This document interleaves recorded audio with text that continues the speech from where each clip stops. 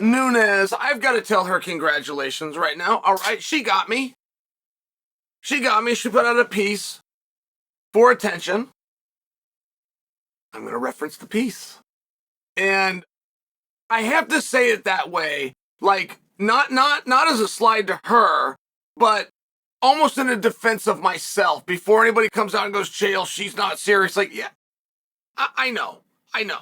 But let's attack it from the standpoint of the information we're given. Let's not attempt to get into the deeper psychology of Amanda. Let's just go off of what she said. She puts out a piece. And she looked very happy in it, by the way. She's in the gym. She got her workout gear on. Very relevant to the story. One of the most relevant parts is what she's wearing. You know, it comes up and so her stomach is exposed, comes down above the knee. She's in fight gear. But I'm glad she was, because my goodness, she looked good. I mean, I am talking fit. You can't just look the way that she looked. There's an expression, and it's actually not true, but it's more true than it is false, which is you cannot out-train a bad diet. And I'm just sharing, like, to look the way and look as fit as she did, she has got to be thinking about nutrition to a degree, and she's got to be exercising heavily. So, relevant things though, because Amanda's not small. Amanda was fighting at 145 pounds. She wasn't just waking up in the morning and going and getting on the scale. There was a discipline involved. And now we're talking about 135 pounds. I mean, it was one of my greatest questions when I hear about this, to what I dismiss and don't believe to be real, is she aware 145 is gone? Because I don't think there was ever an official announcement, right? I think they just stopped doing 145 and all the 45 pounders got cut and released. I don't know that they ever came out and made an announcement. I'm generally wondering, like, does Amanda know that?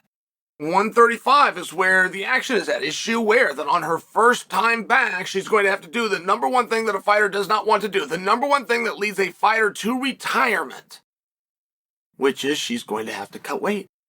Simple question by me, but I wondered, does she know that? Has she considered that? And so I see this video of her and go, my goodness. I'm going to stop there. You can only go on and on about how good a girl looks before it starts to get weird. But guy, I mean, it's the whole reason that we say a picture is worth 1,000 words. I'm looking and go, my goodness. Then she got this smile on her face. She got a glow in her eye. Like she was genuinely happy to be back and be back in front of you guys. But those are clues. If any one of those doesn't exist, including the excitement and the joy, it's not going to happen. She's not coming back for the money. She's not coming back for the acclaim. She's not coming back for a championship. If she returns, she puts her legacy on the line. She gets nothing. So it's very important that you, when you're trying to judge, is she serious? And she wasn't fully serious, by the way. Like, within the video, she's singing. She's doing a little singing along. I mean, she doesn't quite know the rules of the internet and how completely banned that is. But she's singing along, and then she's changing some of the words. And she's acting them out as she's dancing, she's moving around, she's acting them out. And there's something in there where she's saying, Dana, call me. I have missed you so much. Dana, call me. And that's the part where you start to see the lack of sincerity. She has Dana's phone number. She could send Dana a message. And whether Dana scooped that right up and ran with it or just said, let's see what happens, but I got to get you in the pool. There's a lot of bureaucracy over here now. Let's at least get one of these steps done. I mean, I'm just sharing for you.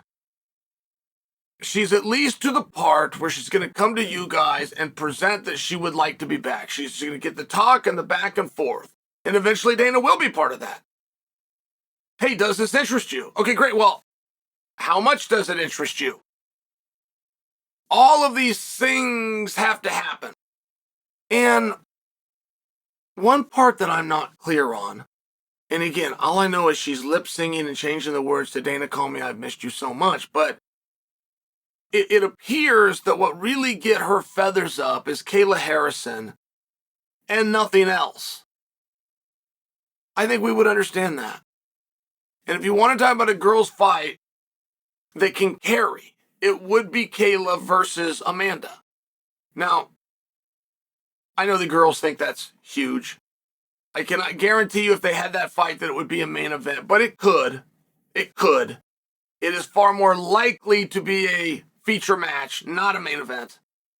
I only offer that because this is not quite what they think that they have here. And by the way, if that's true, and the one thing that's going to get Amanda's feathers up is Kayla, you would need a championship first. You would just need a championship. And one of the problems that even Queen Amanda is going to face is Dana does not like one-offs. And he hates one-offs for the championship. So I'm just sharing, like, I don't know that Amanda has an interest in anything other than Kayla. And that can be a problem, guys. Now, if she does, if she's willing to take a full schedule, if she's coming back, and 3 fights will do, by the way. Full schedule, if you guarantee that you're going to do 3 fights, okay, great, you're back. But it would be interesting to have her prove it. A number of fighters will just know the right thing to say, and I'm not going to paint her with that brush, but I'm sharing with you, a number of fighters would just know the right things to say. Not many of them, but a few.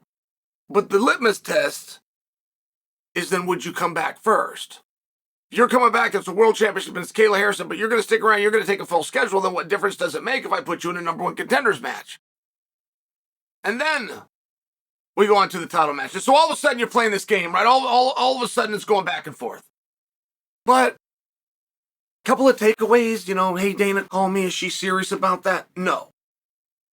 She would make the phone call. But the belief that she only wants to come back for Kayla Harrison, and that's what gets her up. Well, yes and no. It has most certainly appeared to be that way, and Amanda does not rear her head or surface in the form of call-outs, except for Kayla. But Kayla's the one that called Amanda out.